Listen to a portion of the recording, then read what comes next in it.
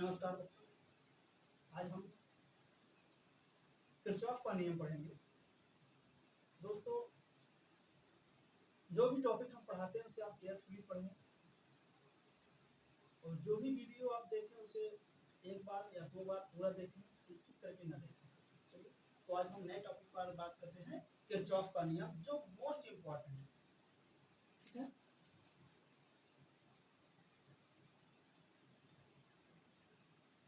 Kirchhoff का नियम। इन्होंने दो नियम दिए।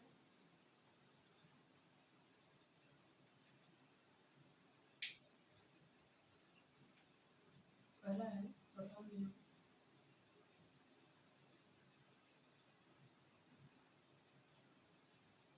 धारा का नियम।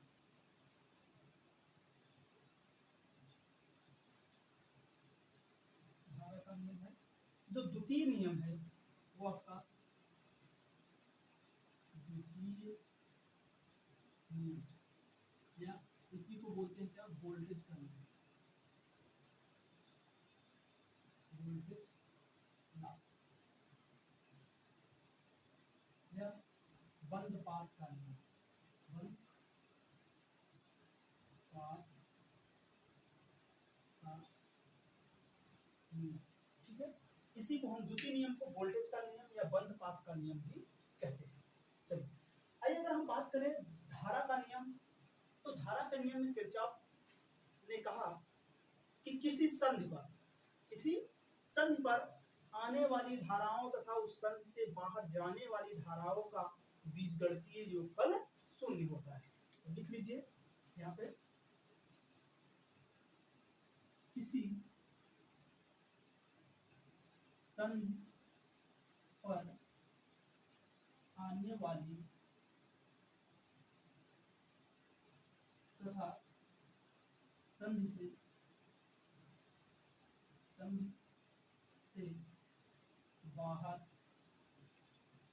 जाने वाली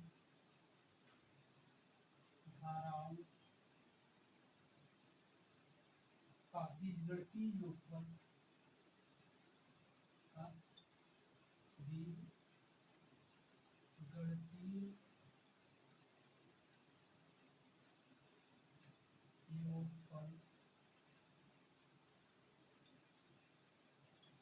शून्य होता है।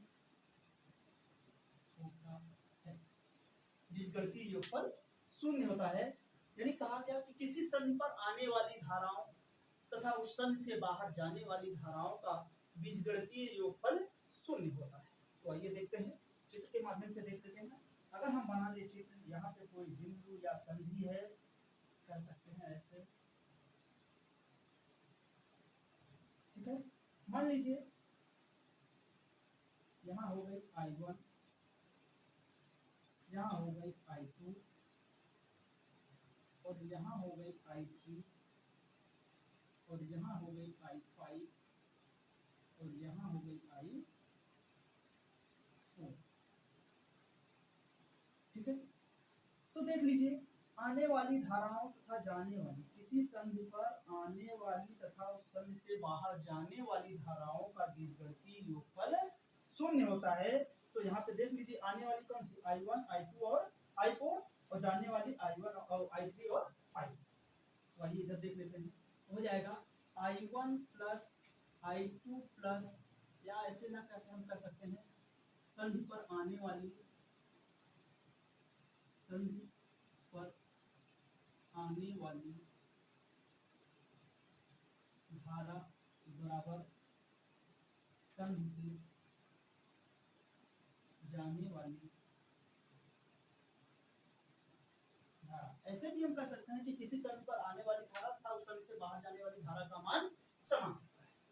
ऐसे भी कर सकते हैं और बीजगणितीय योगफल भी शून्य कर सकते हैं। तो यहीं से अगर हम देख लें तो I1 plus I2 plus I4 equal to I3 plus I5। इसी को अगर इधर लाए हम तो हो जाएगा I1 plus I2 plus I4 minus I3 minus का I5 इक्वल टू 0। ये हमारी हो गई संधि पर आने वाली धारा और संधि से बाहर जाने वाली धारा का बीजगणितीय योगफल शून्य होता है। यानी हम इसको ऐसे भी दिखा सकते हैं, I इक्वल टू 0 या I mod of I equal to 0। ठीक है, या ये आपका हो गया, इसे ऐसे भी कह सकते हैं हम। तो आप इसको लिख लीजिए। ठीक है, आपको अगर अच्छा लगे तो आप लाइक करिए, शेयर करिए और चैनल को सब्सक्राइब करिए। ऐसे ही मजेदार टॉपिक्स आप 11th 12th, ये आपका 12th का है तो आप 12th में भी पढ़ सकते हैं। और नीट जेई और आपका इस समय आया है टीजीटी पीजीटी, सबके लिए ये महत्वपूर्ण उपयोगी है। इससे एक सवाल बनते हैं किरचॉफ के नियम से। अभी किरचॉफ के द्वितीय नियम की बात करेंगे तो आप प्रथम नियम को लिख लीजिए। इसमें कुछ नहीं है, सिर्फ इतना सा याद रखना है कि किसी बिंदु पर, अगर आपको संधि नहीं याद रहती तो आप याद रखिए, किसी बिंदु पर आने वाली धारा तथा उस बिंदु से बाहर जाने वाली धारा का मान समान। ठीक है, तो यहाँ पे हमने समान कर दिया, ये हो गया इक्विवेलेंट, बराबर हो गया। यानी क्या होगा, अगर बीजगणितीय योगफल के रूप में बात करें कि किसी बिंदु पर आने वाली धारा तथा उस बिंदु से बाहर जाने वाली धारा का बीजगणितीय योगफल शून्य होता है। यानी जितना धारा इस बिंदु पर आएगी उतना ही धारा तो बिंदु से बाहर जाएगी, तो उसका बीजगणितीय योगफल क्या होगा, शून्य होगा। चलिए लिख लीजिए, स्क्रीनशॉट कर लीजिए।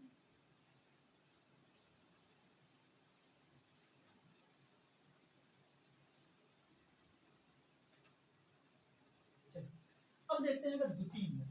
द्वितीय नियम को बंद पाथ का नियम कहते हैं या वोल्टेज का नियम कहते हैं, इसे और बंद लूप भी बोलते हैं। कहीं कहीं लिखते हैं बंद पाथ, न लिख के लिख देते हैं क्लोज लूप,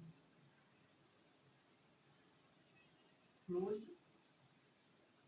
लूप का नियम। ठीक है, तो चलिए आइए हम यहाँ से देख लेते हैं। मान लीजिए हमारे पास इसमें भी क्या है कि किसी बंद परिपथ में, किसी बंद परिपथ में लगे विद्युत वाहक बल्ब तथा उसके साथ संलग्न प्रतिरोध पर उत्पन्न वोल्टेज का मान या वोल्टेज का बीजगणितीय योगफल शून्य होता है।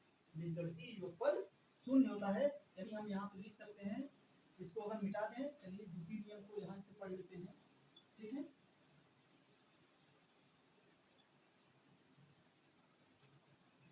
किरचॉफ का द्वितीय नियम।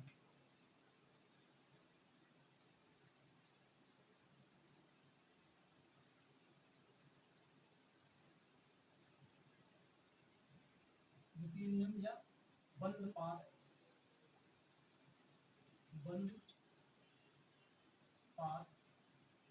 का नियम, या इसे बोलते हैं क्लोज लूप का नियम भी कहते हैं। ठीक है, तो अगर हम बात करें तो इसमें क्या है कि किसी बंद परिपथ में, यहां से लिखते हैं किसी बंद परिपथ में लगे विभवांतर तथा उस परिपथ में लगे प्रतिरोधों पर उत्पन्न विभवांतर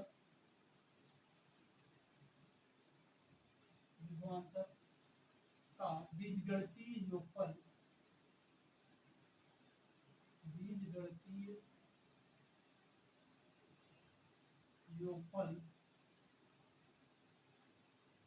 शून्य होता है।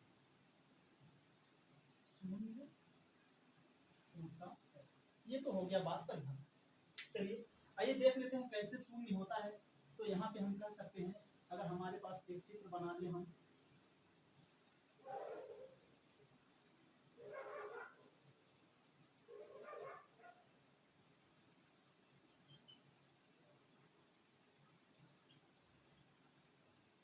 ठीक है, अभी यहाँ पे ले लें, ये आपको एक प्रकार से हम सिंपल फार्मूले से हिसाब से बता देते हैं।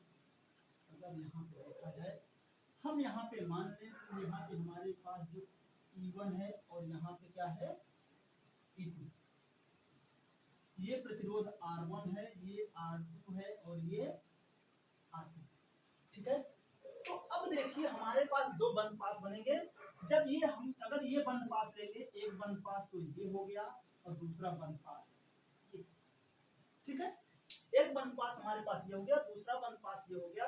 अब इसमें कहा गया है किसी बंद पास या किसी बंद परिपथ में लगे विभवांतर था उस परिपथ में लगे प्रतिरोधों पर उत्पन्न विभवांतर का बीजगणितीय योगफल शून्य होता है। तो अगर हम जब पहले बंद पास की बात करेंगे तो ये क्या होगा, ओपन की तरह कार्य करेगा, यानी इसमें धारा का प्रवाह नहीं होगा। तो अगर हम बंद पास की बात करें ऐसे, इसको एक क्लॉकवाइज ले लें और फिर इसको भी अगर हम क्लॉकवाइज ले लें तो ऐसे हो जाएगा। चलिए अब देखते हैं कि हमारे पास ये ऋणात्मक से धनात्मक जाते हैं तो सदैव बैटरी को पॉजिटिव रखते हैं। इंपॉर्टेंट बात, यदि यानी क्या है, निम्न विभवांतर से उच्च विभवांतर में जा रहे हैं और जो धारा का प्रवाह होगा, मान लेते हैं यहाँ से कुछ धारा प्रवाहित हुई क्या I1 और यहाँ से कुछ धारा प्रवाहित हुई I2, ठीक है। अब देखिए ये क्या होगा, यहाँ पर आया I1 और यहाँ पर आया I2 और इसमें क्या हुआ कि दोनों प्रवाहित हो रहे हैं, यानी क्या हो जाएगा, आप कह सकते हैं यहाँ पे जो धारा प्रवाहित होगी इसको ऐसे लिखते हैं। अगर हम इसको R3 माने इधर तो यहाँ पे लिख सकते हैं I1 plus I2, I1 plus I2 धारा यहाँ पे प्रवाहित होगा और ये जो बंद ये सर्कल बनेगा ये ऐसा बनेगा, ठीक है। तो अब देखिए इसका जो इक्वेशन होता है कि इस परिपथ में, बंद परिपथ में जो विभवांतर उत्पन्न होता है उसमें से हमें कुछ नहीं करना होता है। इस किरचॉफ के द्वितीय नियम में विद्युत धारा ज्ञात करना होता है कि प्रत्येक परिरोध में कितना धारा प्रवाहित हो रहा है या R3 में कितना धारा प्रवाहित हो रहा है, R1 में कितना हो रहा है और R2 में कितना धारा प्रवाहित हो रहा है। तो ये चीज हमें निकालना होता है। तो यहाँ पे याद रखने ये वाली बात ये है कि किसी परिपथ में, यानी हम यहाँ पे अगर नोट लिखें तो हम कह सकते हैं उच्च विभव से निम्न विभव से, यानी निम्न विभव से उच्च विभव की ओर चलने पर EMF विद्युत वाहक बल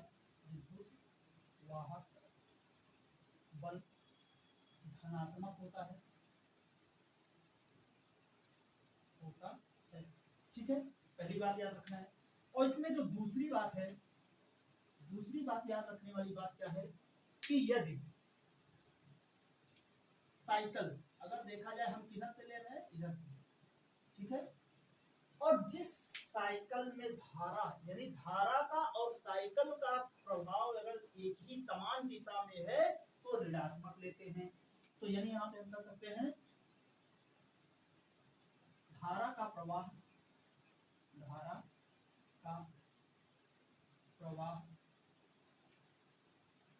तथा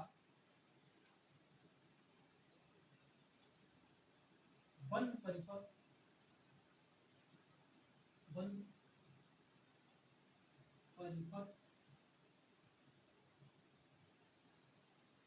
की गणना, बंद परिपथ की साइकिल या कह सकते हैं बंद परिपथ की, और इसे क्या कह सकते हैं दूसरी तरह से, बंद परिपथ की क्लॉकवाइज, बंद परिपथ की दिशा समान हो तो प्रतिरोध पर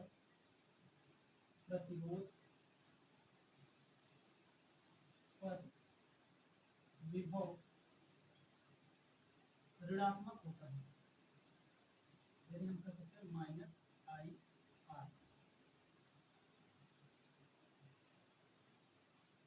ऋणात्मक लेते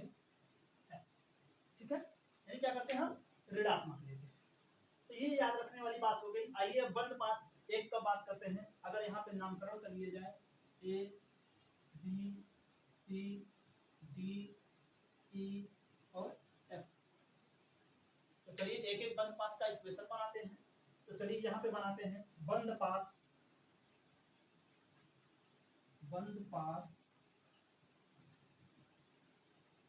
A B E F A में, ठीक है। तो देख रहे हैं यहाँ से अगर ऐसे चल रहे हैं, ऐसे क्लॉकवाइज भी है, इसको भी क्लॉकवाइज, तो इसमें क्या हो जाएगा, ये हमारा हो जाएगा E1 पॉजिटिव लेंगे माइनस I1 R1, फिर उसके बाद माइनस, देख रहे हैं दिशा समान है, इधर भी दिशा समान है, तो minus R3 I1 plus I2 equal to 0, ठीक है। अगर इसको हम और सॉल्व कर लें तो हमारे पास हो जाएगा E1 minus I1 R1 minus R3 I3 R3 minus I2 R3 equal to 0। या I1 को हम एक साथ रख सकते हैं, I1 को हम एक साथ रखते हैं तो हम लिख सकते हैं E1, या ऐसे ही लिख लें तो क्या लिख सकते हैं I1 R1 प्लस नो, हाँ प्लस, या I1 को अगर कॉमन कर लें, ये I1 है, ठीक है। अगर हम यहाँ क्या करें I1 को कॉमन कर लें तो हम लिख सकते हैं I1 R1 plus R3 minus का प्लस हो जाएगा I2 R3 is positive E1, equation number 1, ठीक है। अब इसी प्रकार से दूसरा इक्वेशन बनाएंगे दूसरे बंद पास, आइए इधर लिखते हैं बंद पास B C D E D में, ठीक है। अब देखिए यहाँ पे अगर हम बात करें तो साइकिल कैसे चल रहा है, ऐसे चल रहा है, और हमारे पास जो धारा प्रवाहित हो रही है वो ऐसे हो रहा है। तो यहाँ पे हम चलेंगे, अगर यहाँ से स्टार्ट करें, ये माइनस है ये प्लस है, अगर यहाँ से स्टार्ट करते हैं तो ये क्या हो जाएगा, माइनस से प्लस में आपका हो जाएगा माइनस का E2 प्लस का, देखिए अब प्लस का जो धारा का दिशा है ऐसे भी कर सकते हैं, या आप यहाँ से चलेंगे तो क्लॉकवाइज, तो देखिए यहाँ पे ये माइनस है तो माइनस हो जाएगा, ठीक है। ऐसे हमें चलना है, इधर से आए माइनस का E2, फिर इधर देख रहे हैं ये प्लस का हो जाएगा, प्लस का क्या I1 यानी R3 I1 प्लस I2 पुनः प्लस कर सकते हैं हम क्या I2 R2 is equal to 0, ठीक है। इसी प्रकार से हम इसको और अगर विस्तार रूप से लिखना चाहें तो लिख सकते हैं ऐसे, या इक्वेशन हम अगर बना लेते हैं तो बाद में फिर क्या करना रहेगा, इक्वेशन को सॉल्व करेंगे और उसके बाद हमें I1 I2 का मान मिल जाएगा। इसी प्रकार से हम लिख सकते हैं इसको I1 R3 plus I2 R1 plus R3 plus R2 plus R3 is positive E2, ठीक है। ये हमारे पास इक्वेशन 2 हो गया, ठीक है। इतना आप लिखिए, ऊपर का मिटाते हैं, चलिए देख लीजिए। अगर ऐसे नहीं समझ में आता, अभी आपको हम बताएंगे एग्जांपल, तो आपको एकदम श्योरली समझ में आ जाएगा। चलिए आगे ऊपर मिटाते हैं, इधर लिखते हैं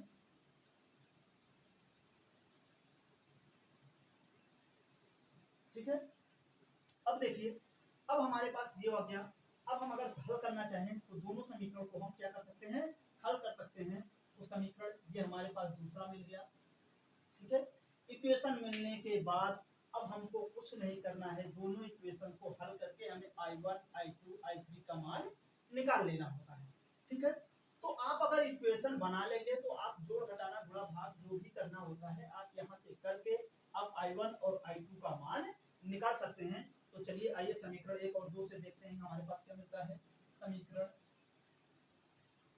1 2 से। अगर हम देखें यहाँ पे I2 R1, ठीक है। तो चलिए अगर हम यहाँ पे क्या करें, बराबर माने दोनों समीकरण की समीकरण 1 से समीकरण 2 को घटा लिया जाए तो हमें मिल जाएगा। या इसको अगर यहाँ नहीं रखते ऐसे ही रहने दीजिए तब भी हो जाएगा। यहाँ पे I1 है ये I2 है, ठीक है। और यहाँ पे हमारे पास I2 यहाँ है और I2 ये है। चलिए समीकरण 1 को अगर हम लिखें तो क्या लिखेंगे, I1 R1 plus R3 plus I2 R3 equals to E1। इसी प्रकार से दूसरा लिखेंगे तो I1 R3 plus I2 R1 R2 plus R3 equals to E1 no E2, ठीक है। अब हमें यहाँ पे कुछ नहीं करना है, इक्वेशन को बैलेंस बना के सॉल्व करना है। चलिए आप इसको बैलेंस बना के सॉल्व कर सकते हैं या इक्वेशन को ऐसे बना लेंगे, आपके पास जो भी न्यूमेरिकल होगा बस हम वहां से उसको हल कर सकते हैं। तो यहाँ पे अब देखिए यहाँ पे I1 है, ये भी I1 है। तो अगर हम माने कि हमें अगर यहाँ पे क्या करना है, अगर हमें इसको जीरो करना है, I1 को जीरो करना है तो हमें क्या करना चाहिए। अब हमें इसके लिए कुछ नहीं देखना है कि हमें जीरो किस प्रकार से होगा। I1 को जीरो करेंगे तो I2 मिल जाएगा और I2 को जीरो करेंगे तो I1 मिल जाएगा। इसे हम ऐसे कर सकते हैं। अगर यहाँ पे मान लिया जाए, चलिए अगर यहाँ पे हम मान लेते हैं क्या कि हमारे पास इसका मान अगर हो क्या 4 और इसका भी मान 4 हो और इसका मान 6 हो, और यहाँ पे यदि हमारे पास क्या हो कि हमारे पास 12 वोल्ट की बैटरी हो और यहाँ पे भी क्या हो आपके पास 12 है, यहाँ पे ले लीजिए 18 वोल्ट या 16 वोल्ट या 12 वोल्ट और 9 वोल्ट ले लीजिए। अब देखिए अगर इसी पर हम मान को अगर यहाँ प्रतिस्थापित कर लें तो हमारे पास क्या हो जाएगा I1, ठीक है। हम यहाँ पे क्या कर रहे हैं, मान को प्रतिस्थापित कर लेते हैं तो देखो आपको आसानी समझ में आ जाएगा। अब ये जो नहीं समझ में आ रहा है वो चीज आपको समझ में आ जाएगा। देखिए अब हमें निकालना क्या है I1 और हमारे पास क्या है R1 प्लस R3 4 प्लस 6, फिर क्या है प्लस I2 R3 यानी 6, यानी क्या हो जाएगा 6I2, ठीक है। अब देखिए बराबर किसके, अगर इधर वाले ले रहे हैं तो 12, ठीक है। इसी प्रकार से दूसरे समीकरण में चलते हैं तो दूसरा समीकरण हमारे पास क्या है I1 और क्या है R3 यानी क्या है 6, तो 6I3 प्लस उसके बाद हमारे पास क्या है I2 के साथ क्या है R2 प्लस R3, यानी यहाँ भी क्या हो जाएगा 6 प्लस 4 इक्वल टू कितना 9। देखिए दोनों इक्वेशन को अब जोड़ लेते हैं अगर हमारे पास, तो इक्वेशन क्या बन जाएगा, ये वाला अगर जोड़ के बना ले तो हमारे पास हो जाएगा 10I1 plus 6I2 equal to 12, और ये दूसरा बन जाएगा 6I1 plus 10I2 equal to 9। देख लीजिए अब अगर हम इन समीकरणों में क्या करें, बैलेंस ही बना लेना है। अगर इस वाले में हम 6 से गुणा कर दें और इस वाले में 10 से गुणा कर दें तो हमारा क्या होगा इक्वेशन बराबर हो जाएगा। यानी हम लिखना चाहें तो ऐसे लिख सकते हैं। अब इसको, अब इसी को हम लिखना चाहेंगे तो लिख सकते हैं 60I1 प्लस 36I2 बराबर 70। पुनः दूसरा समीकरण जो है हमारे पास वो हो जाएगा 60I1 प्लस 100I2 बराबर 90। समीकरण 1 में से समीकरण 2 को घटा देंगे तो ये माइनस और ये भी माइनस हो जाएगा। तो जब ये माइनस हो जाएगा तो ये हमारा कट जाएगा, हमारे पास बचेगा कितना 64, माइनस का 64I2 इक्वल टू यहाँ पे घटाएंगे 8 और 1 18, माइनस का 18, तो देख रहे माइनस से माइनस कट जाएगा। यहाँ पे हम लिख सकते हैं I2 बराबर 18/64, 18/64। तो देखिए काट लेंगे, दोनों 18 32 गुना 64, तो I2 का मान कितना आ गया 9/32। जब हमें I2 का मान मिल गया तो हम I1 का मान पा जाएंगे। I2 का मान मिल गया तो यदि हम क्या कर सकते हैं, हम I1 का मान निकाल सकते हैं किसी भी समीकरण से। तो चलिए अगर यहाँ पे हम मान लें क्या कि हमारे पास I2 का मान आ गया और I1 का मान किसी भी इस वाले समीकरण में किसी में भी रख लेंगे। तो हम रख लेते हैं, अगर पहले समीकरण में रख ले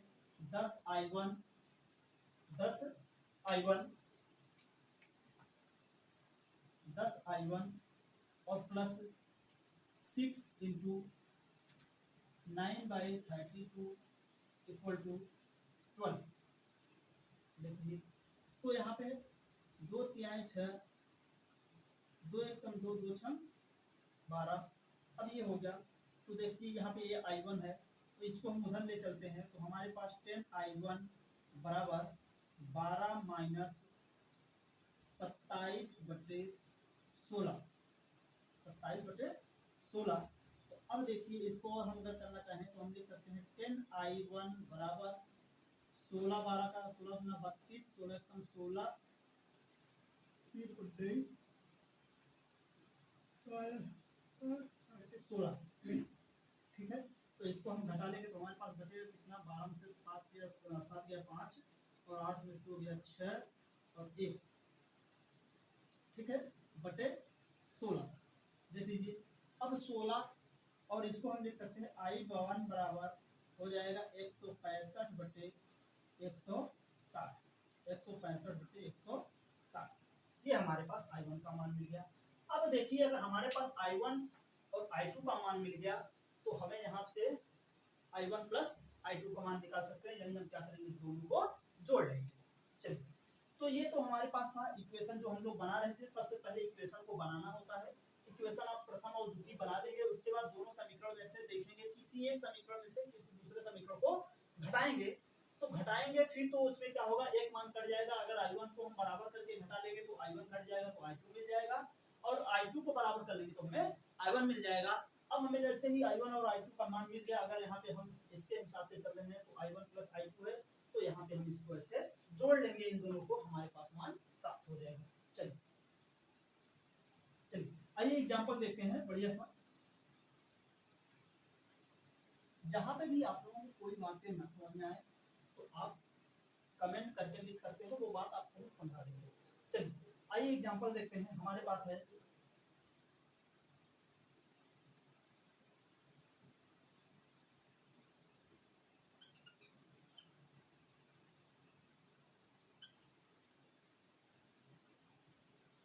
एग्जांपल है हमारे पास, अभी ऐसे बना लेते हैं चित्र को, फिर उसके बाद देखते हैं 3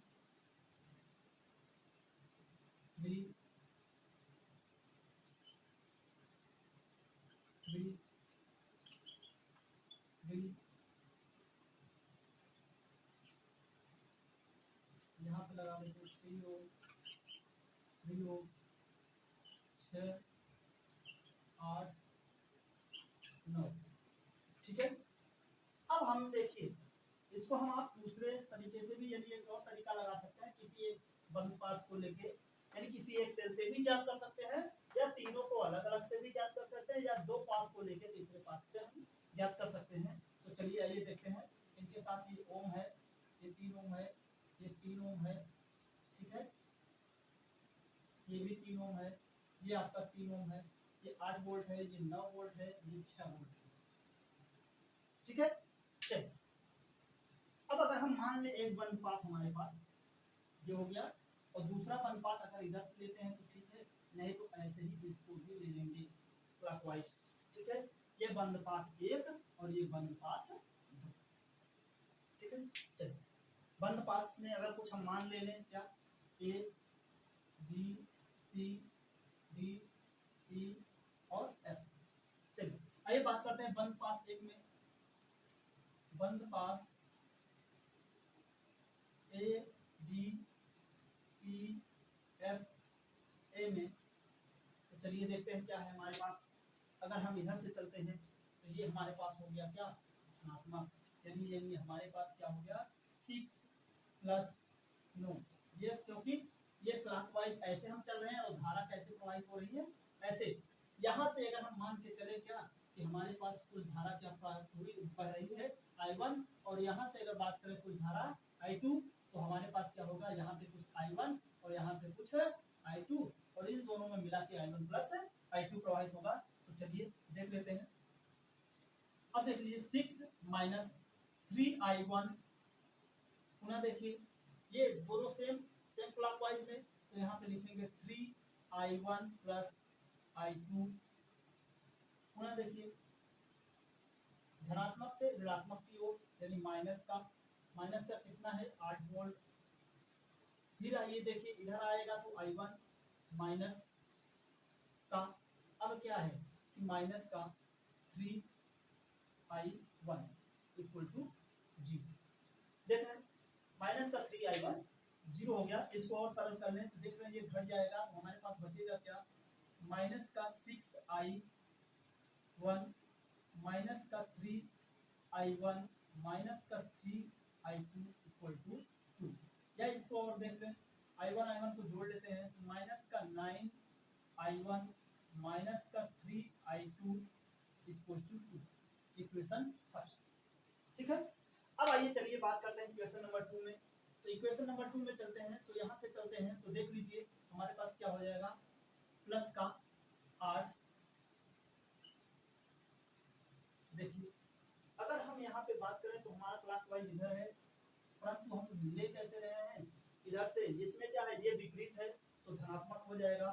ठीक है, तो यहाँ पे प्लस का 3I1 प्लस I2, पुनः देखिए यहाँ पे प्लस 3I2, पुनः देखिए यहाँ से निगेटिव से पॉजिटिव से निगेटिव यानी माइनस का 9, और पुनः यहाँ पे देखिए क्या है हमारे पास ये आप विपरीत में यानी प्लस 3I2 इक्वल टू 0।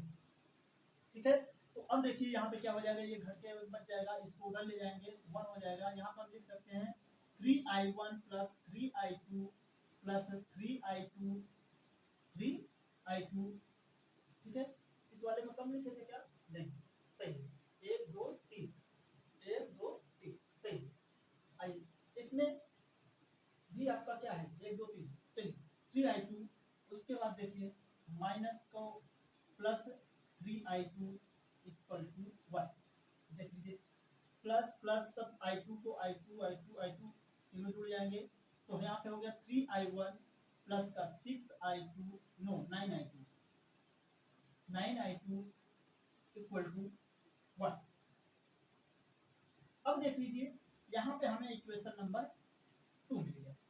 अब इक्वेशन नंबर 2 और इक्वेशन नंबर फर्स्ट, चलिए अब देख लेते हैं। यहाँ पे लिखेंगे समीकरण 1 व 2 से, तो समीकरण 1 को लिखेंगे तो माइनस का 9I1 माइनस का 3I2 इक्वल टू 2, और हमारे पास है 3I1 plus 9I2 equal to 1। अगर हम समीकरण नंबर 1 में 3 से गुणा कर दें, समीकरण नंबर 1 में 3 से गुणा कर देंगे तो हमारे पास हो जाएगा कितना, यहीं पे अगर लिखना चाहें तो 9 त्रिक 27I1। ठीक है,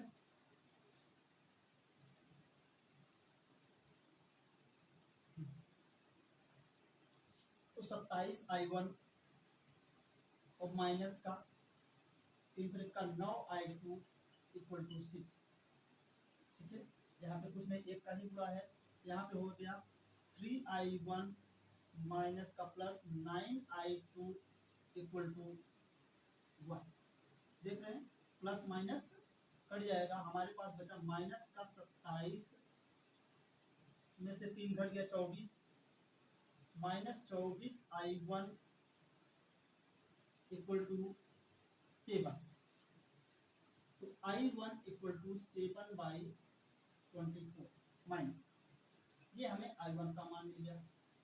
अब देखिए I1 का मान यहाँ पे कहने का मतलब ये है कि I1 का मान जो हमारे पास प्रवाहित हो रहा है, तो यहाँ पे प्लस है, ये माइनस है, तो देख लीजिए कहीं प्लस माइनस में गलती तो नहीं हुई।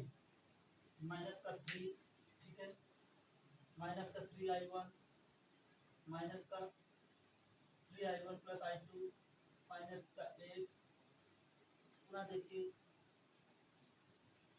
माइनस का 3i1, ठीक है, माइनस माइनस माइनस सभी माइनस, 6i 3i9 सही, ठीक है, i1 का मान आ गया। अब देख लीजिए, अब देखिए बंद पास दूसरे में बात करते हैं।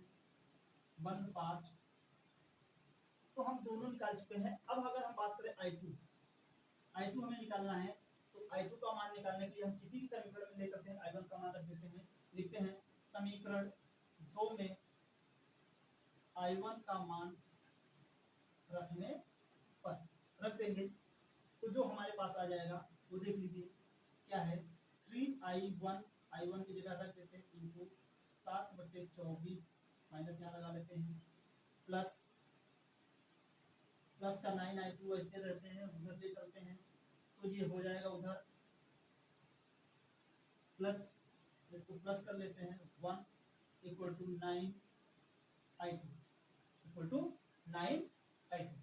क्योंकि यहाँ पे ये माइनस हो जा रहा है, इसको इधर ला दिए, 9i2 यहीं पड़ा है, ठीक है, तो 3 8 24, 8 कम 8 8 7 15, 15/8 बराबर 9i2, यानी हम i2 बराबर लिखेंगे तो 15/72 i2 का मान आ गया। जब हमारे पास i2 का मान आ गया, i1 का मान गया, तो i1 प्लस i2 का मान निकाल सकते हैं, क्योंकि इस शाखा में जो प्रवाहित हो रहा है कौन सा हो रहा है, i1 प्लस i2। तो यहाँ पे i1 प्लस i2 निकालेंगे तो हमारे पास हो जाएगा माइनस का 7/24 प्लस 15/72, ठीक है, तो 72 एलसीएम हो जाएगा। अब देखो माइनस का 21 प्लस का 15 यानी कितना आ जाएगा, माइनस का 6/72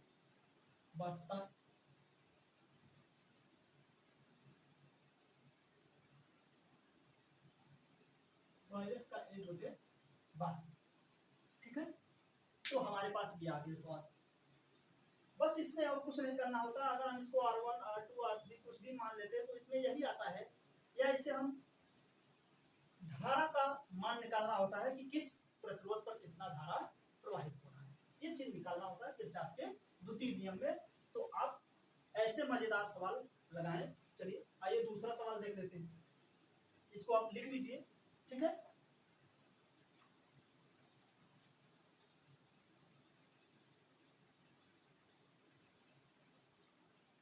अगर आप लोगों को अच्छा लगे तो चैनल को लाइक करिए, शेयर करिए और सब्सक्राइब जरूर करें, ठीक है, ताकि हम आप जब सब्सक्राइब करते हैं, आप लाइक करते हैं तो हमें मोटिवेशन मिलता है, हम आपको और बेहतर पढ़ाने की कोशिश करेंगे। चलिए आइए एक सवाल और साधारण सा सवाल देख लेते हैं कि हमारे पास सिर्फ वन पास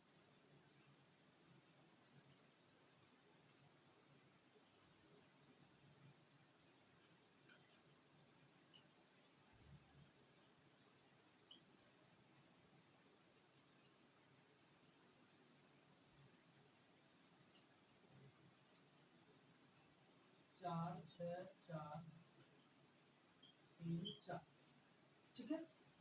अब यहाँ पे अगर 12 वोल्ट है और यहाँ पर भी क्या है आपका 18 वोल्ट, ठीक है। तो अब अगर हम वन पास इसका ऐसे लेते हैं और इसका भी ऐसे ही लेते हैं तो हमारे पास वन पास कितने हो गए, एक वन पास ये हो गया, दूसरा वन पास ये हो गया, और यहाँ पे कुछ धारा आई मान लेते हैं। अगर सिर्फ यहीं से एक तरफ से मान के चले, अगर हम क्या माने, जो I1 I2 मानते थे हम सिर्फ I मान के चलते हैं, तब क्या होगा, यहाँ पर आएगा तो कुछ धारा बढ़ जाएगा I2 और यहाँ पे कुछ हो जाएगा I3, ठीक है। सिर्फ हम क्या कर रहे हैं कि इसी विभवांतर से लेके चल रहे हैं, सिर्फ तब भी वही उतना आना है। अगर हम दोनों में I1 I2 मान के चलेंगे तब भी वही उतना आना है। तो चलिए देख लेते हैं।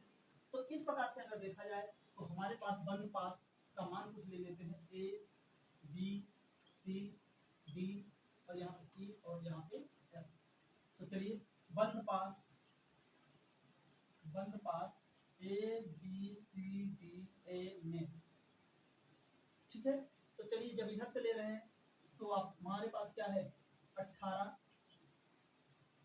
माइनस 4i माइनस का 6i3 और यहाँ पे पुनः क्या है हमारे पास, यहाँ पे ये इधर से होके इधर से आके पुनः हमें क्या मिल जाएगा, i हो जाएगा। तो यहाँ पे हम लिख सकते हैं 4i।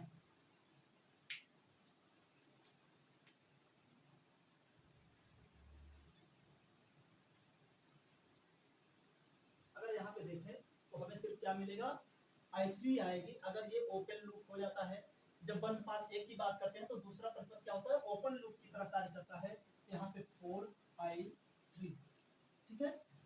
तो अब देख लीजिए, अगर हम यहाँ पे बात कर रहे हैं तो i1 ही मान के चलेंगे बराबर कितना, g, ठीक है। अब देखिए हमारे पास कितना हो जाएगा,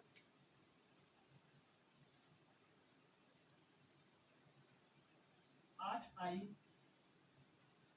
माइनस 6i3 बराबर 18, माइनस 6 तो प्लस हो जाएगा, ठीक है। ये हो गया हमारे पास इक्वेशन ए, ठीक है। अब इसी प्रकार से बंद पास अगर बात करें क्या, कि हमारे पास ये यहीं से आ जाएगा, यहाँ पे कुछ i2 जाएगा, यहाँ पे कुछ i3।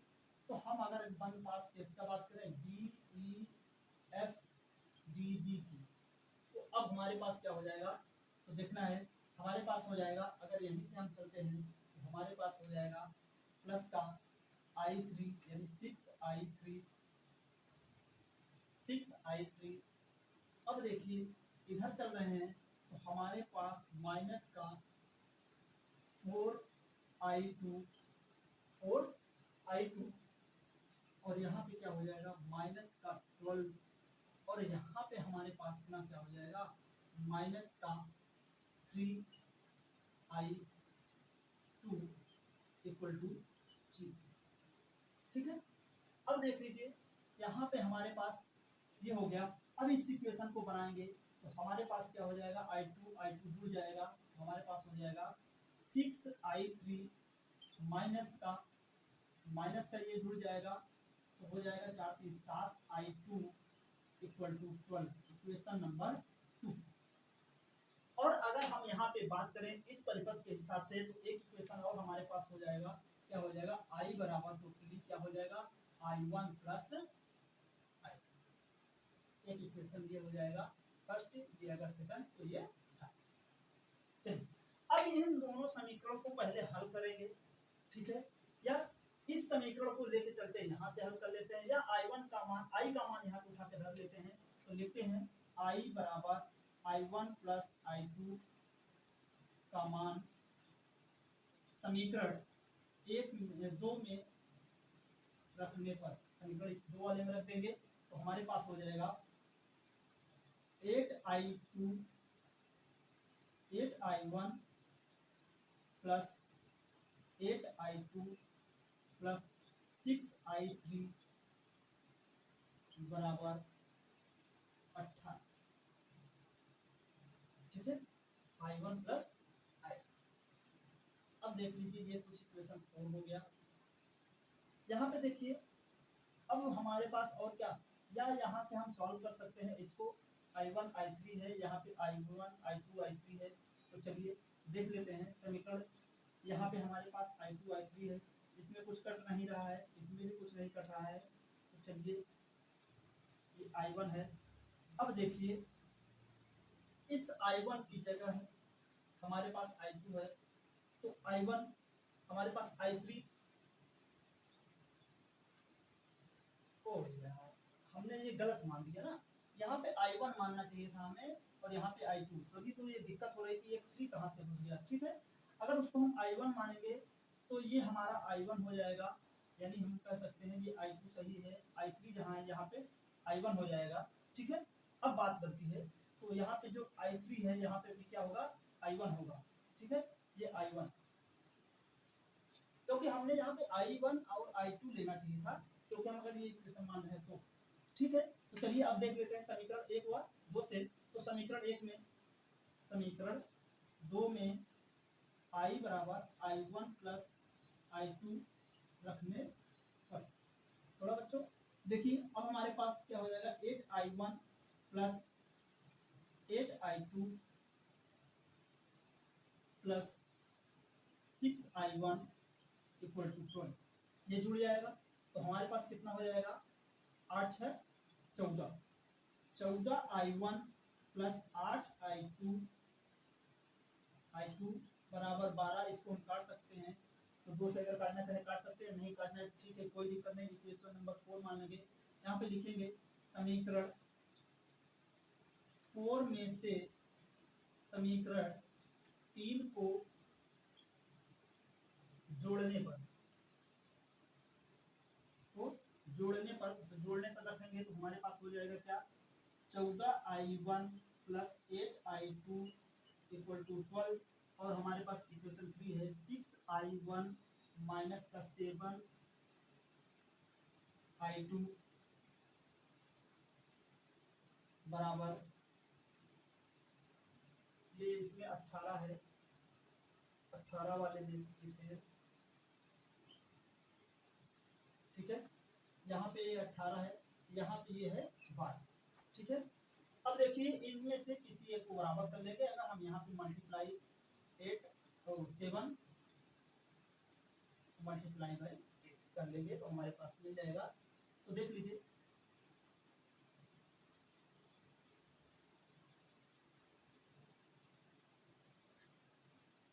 चौदह से 98I1 plus 56I2 equal to 8 7 56, 7 एकम 7, 5 12, 7 8 56 का 6 हाथ से लगा 5, 7 कम 7 5 12, ठीक है। इसी प्रकार से इसमें करेंगे तो 8 से गुणा किए हैं तो 8 6 48I1 minus 56I2 equal to 12 8 6, जोड़ लेंगे, ये कट जाएगा, हमारे पास हो जाएगा 8 8 16 9 4 13 14I1 बराबर, इधर हो जाएगा हमारे पास 6 से 12 और 9 2 11 1 12 322, या